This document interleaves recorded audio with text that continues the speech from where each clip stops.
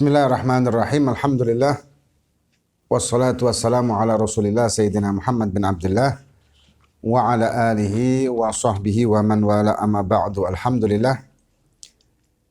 Kita melanjutkan kajian-kajian kitab Tadhkiratus Sadidah yang disusun oleh As-Sayyid Hasan bin Ahmad Al-Kaf. Dan sebelumnya kita membahas tentang masalah bab kesunahan-kesunahan di dalam sholat. Sebelum sholat, tengah-tengah sholat, dan setelah sholat. Dan dikatakan awalan as-sunan allati qabla shalah. Kesunahan yang ada di sebelum sholat. Jadi sunnah yang sebelum sholat. Yang pertama al-adhan. Adhan ini secara bahasa namanya al-i'lam, menyerukan atau mengumumkan. Secara syar'an, dzikrun makhsusun matlubun li salati maktubah salatan alal iman, alal a'yan. Ya nanti pembahasannya. Syarah ta'rif, pengertiannya dzikrun makhsusun. Zikir yang dikhususkan. Ya, zikir yang dikhususkan. Ay dzikru muayyan bihi wa huwa Allahu Akbar ila akhirih. Dan ini zikir adzan atau lafaz adzan ini terjadi pada zaman sahabat, terjadi pada zaman Kanjeng Nabi dengan mimpi sahabat yang bernama Abdullah bin Zaid bin Abdur Rabbah. Beliau bermimpi diajari ketika itu sahabat masih berdiskusi tentang apa yang bisa dipakai untuk mengumumkan masuknya waktu sholat.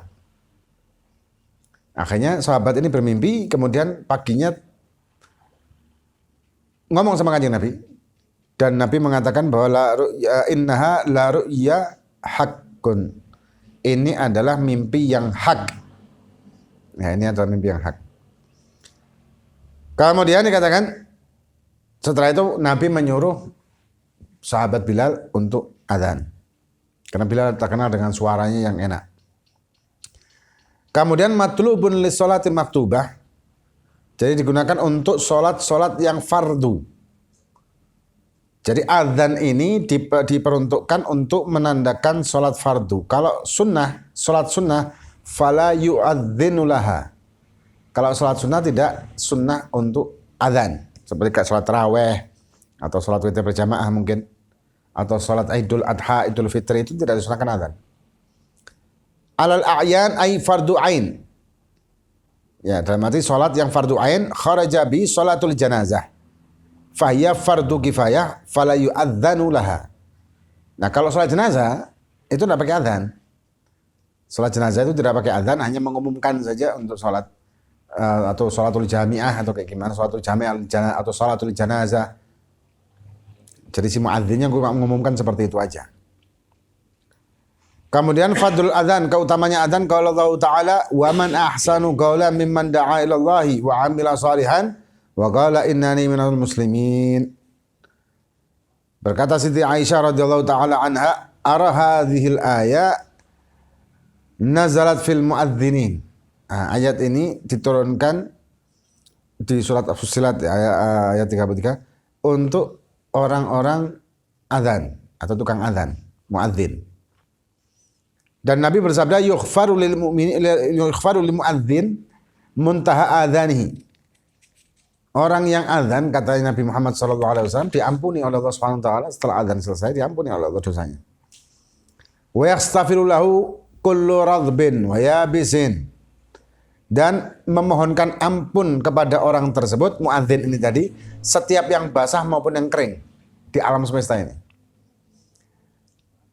Kemudian innallaha wa malaikatahu yusholluna 'alas shaffil muqaddam. Sesungguhnya Allah Subhanahu wa taala dan para malaikat bersolawat atau memberikan solawat, Allah memberikan rahmat berarti maksudnya. 'Alas shaffil muqaddam, atas shaf yang awal. Ya, shaf yang awal itu utama, lebih utama daripada shaf yang selanjutnya. Wal muadzin yughfar lahu madda sautihi. Dan tukang adzan itu diampuni oleh Allah Subhanahu wa taala sepanjang jauhnya suaranya dia, radius suaranya dia. Apalagi kalau pakai mic, pakai toa. Kemudian wasaddaqahu man sami'ahu min radbin wa yabisin. Jadi apapun yang mendengar dari yang basah dan juga kering akan memberikan, dan dia keutamanya luar biasa. Walahu ajru man shalla ma'ahu, dan juga dia akan mendapatkan pahala orang yang sholat bersama orang yang muadzinin tadi. Wal muadzinuna atwalun nasu a'naqan yaumil qiyamah. Dan muadzin itu adalah orang yang lehernya akan paling tinggi di hari kiamat. Karena keutamaannya azan. Bahkan muadzin, kalau sampai muadzinnya itu istiqomah berapa puluh tahun, itu jenazahnya tidak dimakan tanah, dia bilang. Ya, karena Masya Allah luar biasa. Kemudian yang kedua, al-igamah. Qomat. Zikrun makhsusun matlubun listinhadil hadirin lissolati maktubah. Kalau qomat adalah zikir maksus, ya kalimat yang khusus, yang diperuntukkan untuk membangkitkan para hadirin melaksanakan sholat fardu, itu qomat. Kemudian hikmah minal adhan, ada 4 hikmahnya. Yang pertama, i'lamu bidukhulil waqt. Adhan itu memberikan pengetahuan masuknya waktu sholat.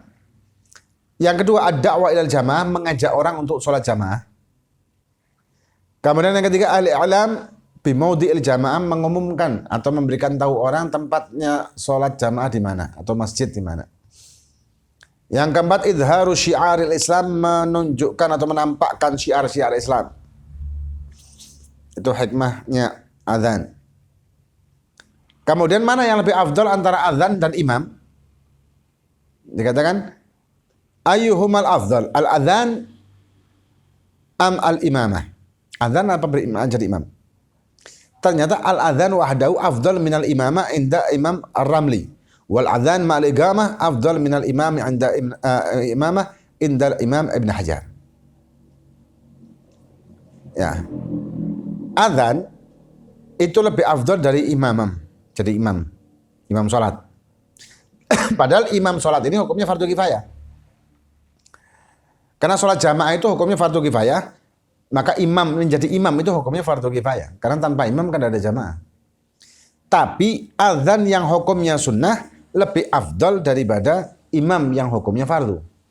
Ada beberapa sunnah yang lebih afdal dari fardu, antara lain jamaah, antara lain muadzin. Azan lebih afdal, azan yang hukumnya sunnah lebih afdal dari imam yang hukumnya wajib. Yang kedua, mengucapkan salam. Ya, mengucapkan salam, afsus salam bainakum, kata Nabi. Mengucapkan salam hukumnya sunnah. Menjawab salam hukumnya wajib fardu kifayah. Tapi lebih afdol mengucapkan salam daripada menjawabnya yang fardu. Khitan. Khitan itu bagi laki dan juga bagi perempuan aslinya. Cuma zaman sekarang kan perempuan tidak ada khitan ya. Khitan itu laki dan juga wajib khitan perempuan. Tapi zaman sekarang khitan perempuan itu sudah kayaknya jarang, bahkan tidak boleh katanya. Aslinya kan itu ada kesalahpahaman. Begini, khitan sebelum baligh hukumnya sunnah, setelah baligh hukumnya wajib. Tapi khitan sebelum baligh itu lebih afdol yang sunnah ini daripada yang setelah baligh yang wajib. Wudu setelah azan ini hukumnya wajib kalau bagi orang yang wajib sholat. Kalau sebelum azan hukumnya sunnah. Tapi lebih afdal wudu sebelum azan daripada wudu setelah azan yang wajib. Ya. Kemudian membebaskan hutang. Sunnah. Tapi menagih hutang hukumnya wajib. Karena dia punya hak. Tapi lebih afdal membebaskan hutang daripada menagihnya. Jarang tapi itu. Nah, kemudian dikatakan kalau pendapatnya Imam Ibn Hajar, orang yang azan plus orang yang qomat juga itu lebih afdal dari imam. Kemudian wal imamatu afdal mutlaqan indal Imam Rafi'i li qiyamin Nabi sallallahu alaihi wasallam biha. Tapi Imam Rafi'i mengatakan enggak, imam yang lebih afdal. Tapi Imam Rafi'i bukan mu'tamad, mu'tamad anda Imam An-Nawawi. Wali anna fardu kifayah khilafan lil Imam An-Nawawi fa indahu al-adzan afdal. La Imam Nawawi sebaliknya. Kalau Imam Nawawi mengatakan enggak, adzan ini lebih afdal dari imam. Nah, kalau misalkan adzan ini lebih afdal dari imam, kenapa Nabi tidak pernah adzan? Kenapa Nabi selalu Nabi menjadi imam?